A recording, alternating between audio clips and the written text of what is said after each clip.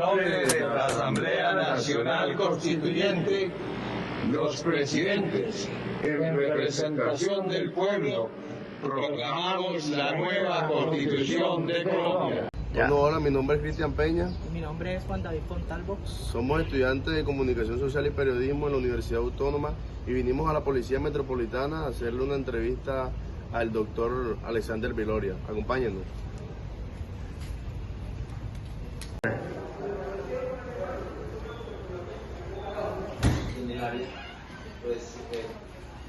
Buenas tardes, doctor. Permiso. Entablan muy buenas relaciones y a Buenas veces tardes, el doctor. relacionamiento es el que nos permite dirimir. Muy buenas tardes, doctor. Buenas tardes. Buenas tardes. Buenas tardes. Nosotros somos estudiantes de Comunicación Social y Periodismo de la Universidad Autónoma del Caribe y hoy les vamos a hacer unas pequeñas preguntas sobre la Constitución de 1991. Bueno, la primera pregunta sería, más que todo que nos hablara un poco desde su experiencia como abogado, ¿cómo era Colombia antes de la Constitución de 1991? Bueno, jóvenes, antes de la expedición de la Constitución de 1991, en Colombia nos regía la Constitución de 1886, escrita por Rafael Núñez, una constitución que tenía como pilar fundamental el Estado de Derecho, que es aquel que indica que todas las circunstancias judiciales, administrativas en Colombia se regían por el principio del derecho, es decir, que lo que literalmente estaba consagrado en la ley era lo que se debía aplicar, sin distinción de a quién se debía aplicar y las circunstancias que en ese momento esa persona estaba viviendo, o esa comunidad, o esa situación en particular. Doctor, y desde su experiencia y usted como persona, ¿usted cree que esa Constitución nos ha ayudado a crecer como ciudadanos, como personas? Bueno, hay que mirar algo, y es que la Constitución de 1886 fue expedida en Colombia cuando teníamos un problema social muy diferente la que hoy en la actualidad nos gobierna. Teníamos otras necesidades, veníamos de un régimen militar, de varias guerras civiles. Entonces lo que trató de hacer esa Constitución fue regular todos estos comportamientos del ser humano en Colombia.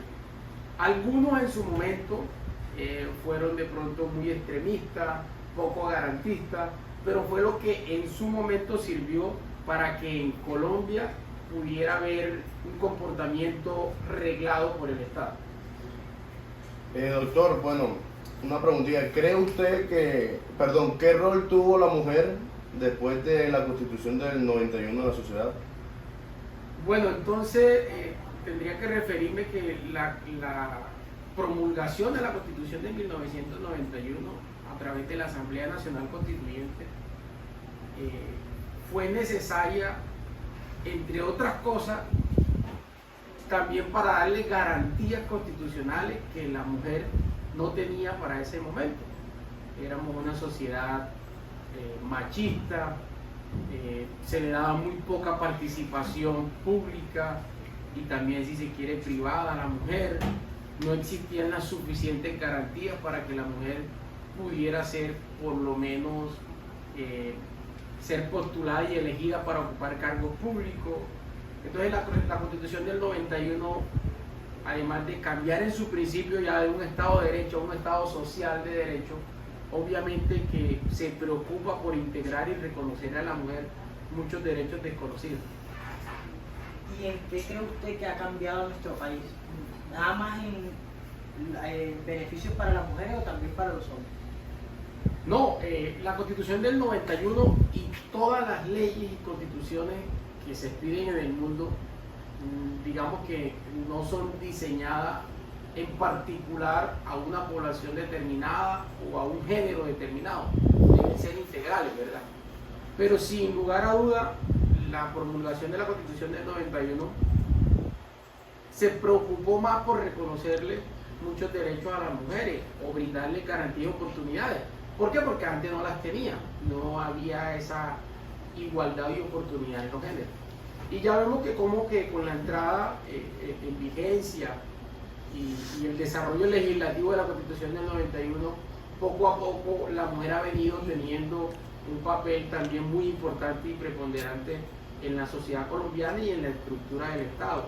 Ya hoy en día vemos muchas mujeres ocupando cargos importantes, de fiscal general de la nación, de procuradora de la República, senadoras de la República, candidatas presidenciales. Tuvimos la primera vicepresidenta mujer en este siglo, alcalde y gobernadora mujeres. Entonces, sin lugar a duda, la Constitución del 91, además de reconocer muchos derechos fundamentales, también se preocupó por un rol significativo de la mujer. Bueno, doctor, otra preguntita.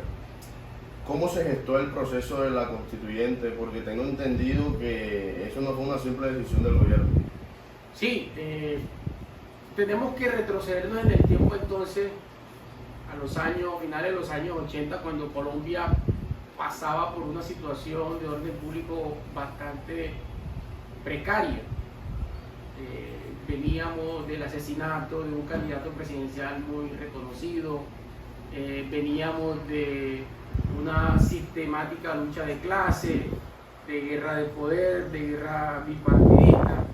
Entonces era necesario que todos esos actores políticos en Colombia pudieran tener un consenso entre ellos y expedir una nueva constitución que permitiera reconocerle garantía a muchas más personas que la Constitución del 86 sin lugar a dudas no tenía.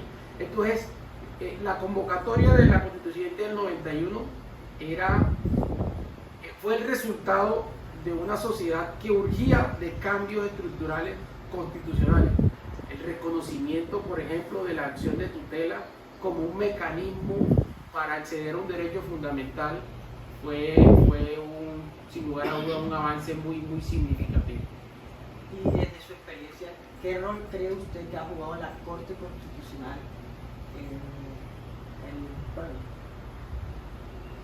en la Constitución de 1991?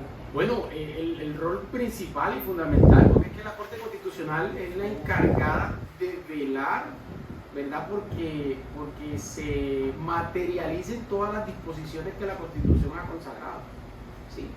A ella es la que le corresponde blindar constitucionalmente cualquier actuación de las tres ramas del poder público.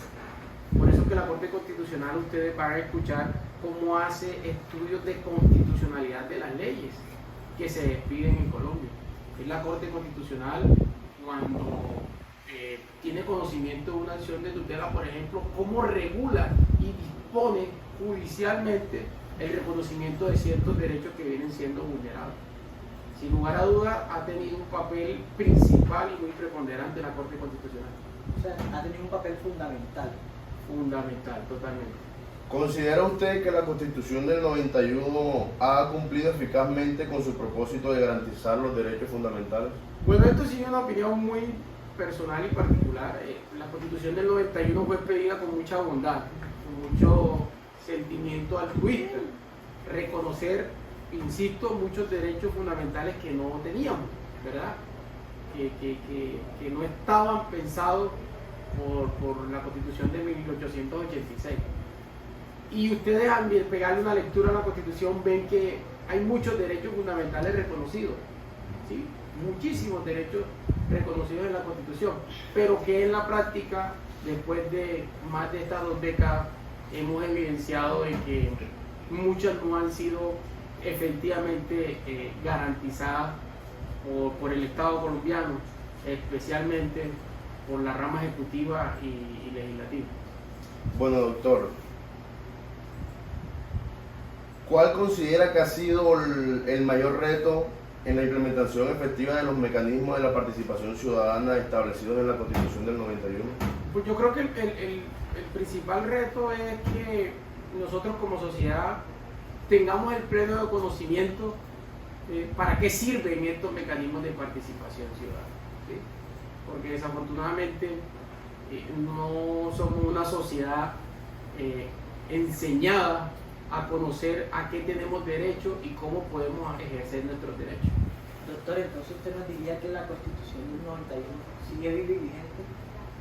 Sí, totalmente, sigue vigente, ha tenido algunas modificaciones a través de su implementación, como es normal en todas las constituciones del mundo. ¿Por qué? Porque las sociedades van cambiando, las necesidades van cambiando, existen nuevos roles y fenómenos de la sociedad que hay que regular, que por ejemplo en el año 91 no se tenían previstas. El tema de las redes sociales, el tema de los transportes masivos, que en Colombia en esa época no se hablaba. Entonces es necesario ir innovando legislativamente, así como va innovando la sociedad en cada uno de esos comportamientos. Bueno, doctor, ¿cómo interpreta usted el papel de la Corte Constitucional en la protección de los derechos de las minorías en Colombia? Muy favorable, porque gracias a los fallos judiciales que la Corte Constitucional ha emitido, se han venido no solamente reconociendo, sino garantizando muchos derechos fundamentales a estas minorías en Colombia que han venido padeciendo a través de las décadas y el siglo, ¿verdad? Hoy vemos cómo, por ejemplo, algunas minorías étnicas tienen una posibilidad real de llegar a ocupar cargos públicos como en el Congreso de la República, que gozan de una circunscripción especial para ellos, donde se les garantiza una participación en el poder legislativo. Doctor, y ya para cerrar, ¿cree usted que aún le falta todavía la Constitución del 91? Sí, siempre va a faltar, por lo que también les mencionaba anteriormente, porque las dinámicas de la sociedad van cambiando. Entonces el reto está en ir nosotros, o en este caso el poder legislativo, ir al ritmo de la diversidad que tenga la sociedad. A medida que se vayan presentando nuevas circunstancias, situaciones, roles, episodios que necesiten ser regulados y que esa normatividad que estaba anteriormente no la contemplaba, evidentemente la Constitución del 91 y todo el despliegue que tiene legislativo que tiene que ser el Congreso tiene que ir innovando, tiene que ir avanzando en igualdad de condiciones. Bueno, doctor, y finalmente, ¿qué le dice usted o un consejo a los jóvenes para defender esta Constitución? ¿Qué les diría usted a los jóvenes? Primero que todo, pues que se interesen en conocerla, en conocer a qué derechos tenemos, pero también a qué obligaciones nos imprime la Constitución de 1991. Porque tenemos muchos derechos reconocidos, pero también muchos deberes que la Constitución del 91 demanda. Entonces, para solicitar la garantía y la materialización de nuestros derechos, también tenemos que preocuparnos por saber a qué tenemos como deber en Colombia. Muchas gracias, doctor, por brindarnos este espacio. Espero que les haya servido. La Constitución abrió una nación que habíamos tenido como en el congelador.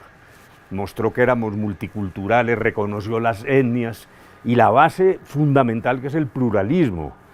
Yo francamente pienso que la constituyente fue un hito en la historia de Colombia. Que hace 30 años hubo consenso nacional grandísimo, un enorme consenso nacional, algo muy distinto de la priorización que estamos viviendo hoy. Y además teníamos una constitución muy vieja, una constitución de 104 años que había sido el resultado de la victoria en una guerra civil. La de 1991, por el contrario, fue una constitución hecha por consenso.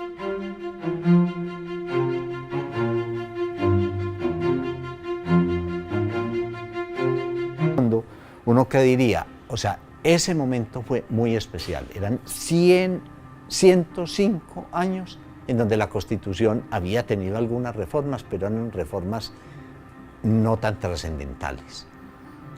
Vivíamos una situación de crisis desde el punto de vista humanitario, producto de la acción de los grupos armados. Vivíamos una situación crítica con el narcotráfico, atacando con bombas, matando agentes del orden, haciendo de todo. Los electores habían tenido tanto poder en sus manos, nunca como hoy 70 colombianos habían tenido una responsabilidad tan grande sobre sus hombros. Yo recuerdo el primer día, el 5 de febrero de 1991, cuando nos reunimos en la primera sesión plenaria y miré yo alrededor. Mi primera impresión fue: de aquí no va a salir nada, y no va a salir nada porque somos demasiado distintos todos los que estamos. Y resulta que, como le digo, ese momento de magia, de inspiración, generó en la constituyente un ambiente tan bonito de búsqueda de consensos, de entendimiento, de pensar en las cosas más gordas, de pasar por encima de aquello que nos dividía y ver cómo nos centrábamos en lo que nos unía, que resultó en lo que resultó, en la presidencia tripartita, que fue muy, muy importante. Bueno, inicialmente los liberales habían elegido el número más alto de miembros de la Asamblea. Nosotros teníamos el segundo grupo más numeroso. El grupo más numeroso lo encabezaba Álvaro Gómez Hurtado, del Movimiento de Salvación Nacional. Los liberales nos propusieron inicialmente una presidencia clásica de un cuerpo colegiado. Ellos en la presidencia, nosotros en la primera vicepresidencia, y Álvaro Gómez de Salvación Nacional en la segunda vicepresidencia. A mí no me pareció bien esa idea, creímos que había que innovar. Nos reunimos Álvaro Gómez y yo, y acordamos desde el primer momento la posibilidad de un triunvirato, un liberal, uno del M19 y uno de Salvación Nacional. Conseguimos mayoría para esa fórmula, sin decirle a los liberales, y el día que empezaron las sesiones les comentamos que ya había mayoría para una presidencia colegiada. Los liberales inicialmente se sorprendieron, después cuando se dieron cuenta de una realidad, la aceptaron. La solución fue mágica. Parecía inviable cuando se habló de la presidencia conjunta, tripartita, Álvaro Gómez, Navarro, Serpa, y lo que pudiera haber sido un gran fracaso funcionó perfectamente. Es realmente, yo digo que es casi milagroso, porque 3 presidentes, todos con el mismo poder, la misma fuerza y la misma competencia jurídica, y sin embargo siempre cooperaron, aún con matices y diferencias, en el logro de la Constitución. Inicialmente nos dividimos en comisiones para efectos de organizar mejor el trabajo. 5 comisiones en las que quedó dividida la Asamblea. Y cada una de esas comisiones a su turno se dividió en subcomisiones para tratar específicamente ciertos temas. Primero había 5 comisiones que hacían el trabajo inicial de redactar los artículos y darles una primera revisión a los artículos y escoger los artículos mediante votación que deben ser llevados a la plenaria. Y luego en la plenaria se votaban 2 veces, de manera que todo el artículo de la Constitución tenía 3 debates: el debate de comisión, el primer debate en plenaria y segundo debate en plenaria. Así se votaban los artículos en la Constituyente del 91. Cometimos, digamos, el error, diría yo, de ponernos a hablar el primer mes en intervenciones de tipo general, intervenciones donde cada uno hacía una presentación muy larga de su punto de vista sobre la Constitución nueva y sobre lo que había que hacer en el país, y ahí perdimos un mes. Entonces los 4 meses se nos tocó trabajar duro. Hacer una Constitución completa en 4 meses es realmente muy difícil, y realmente eso significaba que eran sesiones muy largas. No, llegábamos muy temprano, yo diría que a las 8 de la mañana estábamos allá. Era un trabajo extenuante, de ahí no salíamos sino por la noche a medianoche. Era un sitio, este centro de convenciones no le entraba luz del día, sino que era luz artificial. Y muchas veces estábamos tantas horas allá adentro que perdía uno la noción del tiempo. Alguna vez inclusive nos pusieron, porque algunas veces nos servían de comer allí, o un desayuno, o un almuerzo, o una cena. Y algún día se acercó un mesero a servirnos y yo pregunté: señor presidente, dígame por favor, esto que nos están sirviendo es un desayuno, un almuerzo, una cena, que no sé en qué hora estamos. Histórica es lo que ha hecho que la Constitución del 91 haya podido traspasar una cantidad de problemas, de gente que se ha opuesto, de gente que ha logrado transformaciones, pero que el alma misma de la Constitución, digamos, se dio allí en esa comisión primera.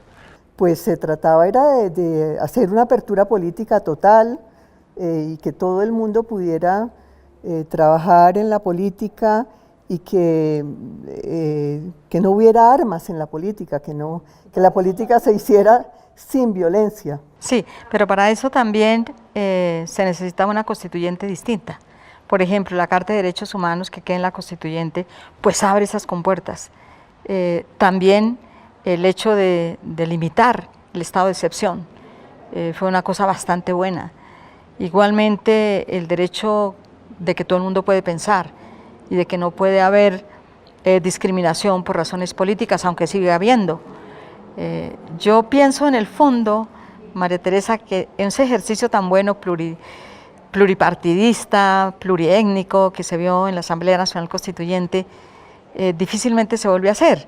Ahora, había una reforma que se necesitaba y de la cual no éramos entonces tan conscientes y resultó ser la más importante, la más urgente, que era una reforma a la parte dogmática de la Constitución, que revisáramos los principios fundamentales de la Constitución, que revisáramos el papel de la persona humana en la Constitución, que revisáramos la Carta de Derechos, que buscáramos crear más y mejores y más eficaces mecanismos para la protección de esos derechos, que le recordáramos a la ciudadanía que ella, por supuesto, tiene derechos, pero también tiene obligaciones. Pero viene enseguida un artículo de una importancia enorme, a la cual la Comisión le dio todo el interés y toda la amplitud en las discusiones.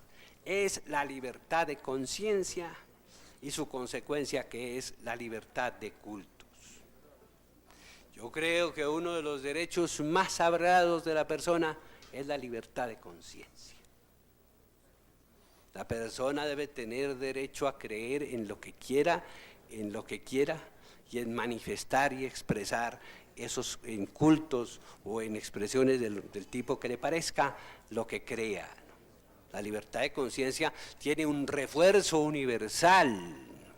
No puede darse una democracia política ni una democracia en ninguna forma sin reconocer la libertad de conciencia. El primero y más importante, el Estado social de derecho. No el Estado de derecho simplemente, sino el Estado social de derecho, con una carta de derechos muy bien elaborada y la tutela, como lo que se ha convertido en la reina de la Constitución.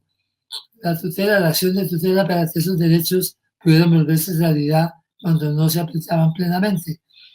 También los derechos de los indígenas, que hasta ese momento eran considerados casi menores de edad por una ley vigente, la ley 89 de 1890, adquirieron territorios, gobierno, jurisdicción, puestos especiales en el Senado y la Cámara de Representantes y plenos derechos. Creo que también el fin del bipartidismo. El bipartidismo estaba funcionando en Colombia desde 1850. Y a partir del 91 el bipartidismo fue disolviéndose. Ustedes son muy jóvenes y por consiguiente no vivieron, pero yo sí, los tiempos en los cuales la Constitución era un texto que estaba lejísimos de las personas. Era un texto que además solo se conseguía en las librerías especializadas. Hoy es un texto que venden en los semáforos y después de 1991 y durante varios años sí que fue cierto eso de que lo vendían en los semáforos. Es un texto que la gente más o menos conoce, ha ido conociendo por lo menos en ciertos aspectos. La Constitución estaba lejanísima de la persona, la tutela la aproximó a la persona, pero yo diría el Estado social de derecho también la aproximó a la persona. No, vea, yo pienso que la Carta de Derechos, es más, es demasiado amplia. Hay constituciones que en su Carta de Derechos son muy sucintas, muy cortas, porque en cierta medida las culturas de los países se ven reflejadas en sus constituciones. Y nuestra cultura, una cultura un poco más violenta, después de pasar tantos años en la guerra. Durante el proceso constituyente fueron varios temas controversiales y que generaron mucho debate. Entre los que se recuerdan está sobre cómo Dios iba a quedar en el texto constitucional, la revocatoria al Congreso y la extradición.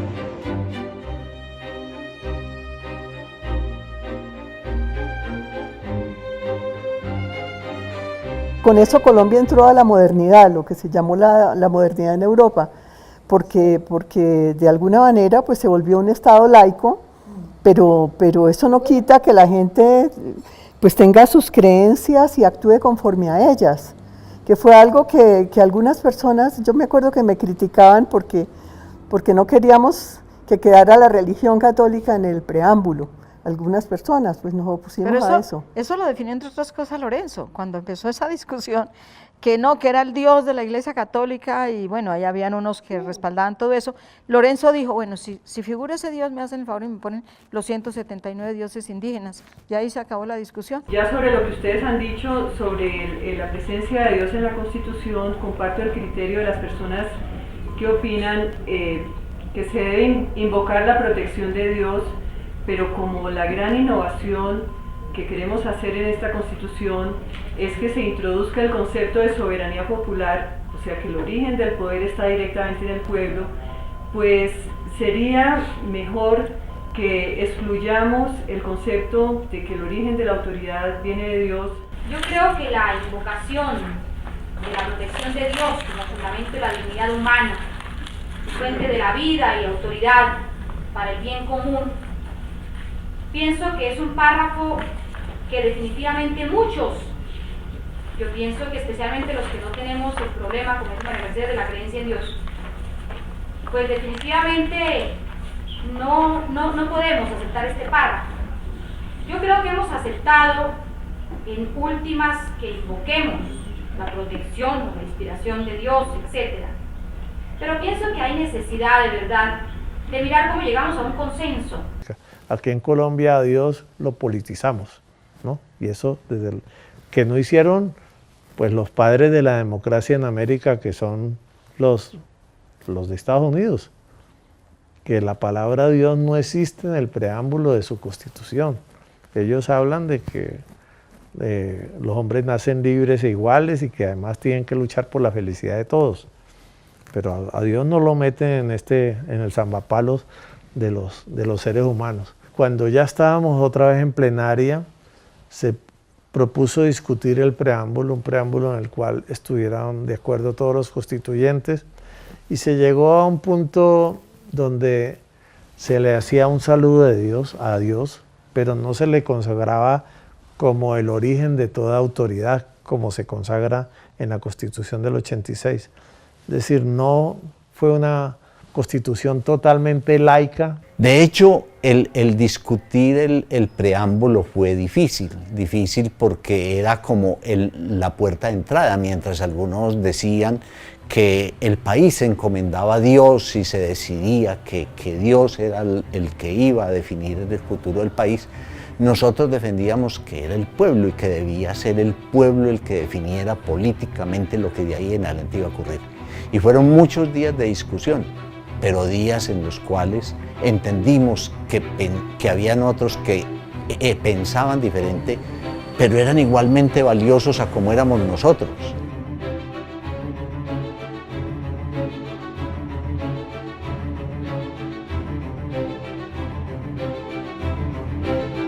Yo era partidario de que la constituyente del 91 hiciera lo mismo que la constituyente del 86, es decir, que se declarara poder legislativo durante un tiempo para poder desarrollar la Constitución. El Congreso estaba suspendido, podía seguir suspendido, no había que revocarlo.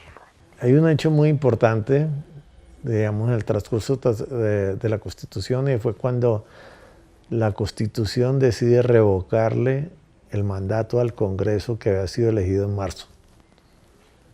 Y desde luego y eso lo pudo hacer porque la constituyente era soberana, y esa soberanía mostró de que era posible revocarle el mandato al Congreso elegido.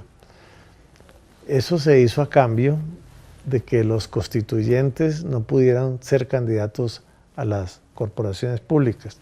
Algunos dicen, entre ellos Álvaro Gómez, que eso fue un error y pues le echa en buena parte la culpa a Antonio, pero creo que no era posible hacer una cosa sin la otra. Porque lo más triste de la revocatoria, razones hasta mecánicas para justificar la vía, porque cambió la composición del Congreso, había circunscripción nacional, luego dijéramos de alguna manera era necesario convocar elecciones, por las razones mecánicas. Pero las razones políticas, en mi opinión, fracasaron.